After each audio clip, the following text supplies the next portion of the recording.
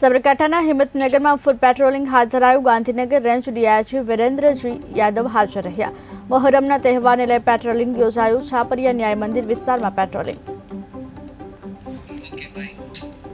આવતીકાલે 2 દિવસ જે મોહરમ તાજિયાનો તહેવાર મનાવનાર છે એ બાબતે રેન્જ ડીઆઈજી સાહેબના અધ્યક્ષસ્થાને આજે આખા સમગ્ર શહેરના સંવેદનશીલ વિસ્તારમાં રૂટ માર્ચ કરવામાં આવી, જેમાં સંવેદનશીલ વિસ્તારમાં જે અગ્રગણ્ય લોકો છે એમની સાથે મુલાકાત પણ કરી અને ટોટલ જે આખો જે બંદોબસ્તની આપણે તારીખ આપું તો એમાં એક ડીઆઈજી સાહેબની અધ્યક્ષતામાં એસપી 1, 3 ડીવાયએસપી, 15 જિલ્લા પીઆઈ, 40 પીએસઆઈ અને 1200 પોલીસ અને હોમગાર્ડનો બંદોબસ્ત રહેશે।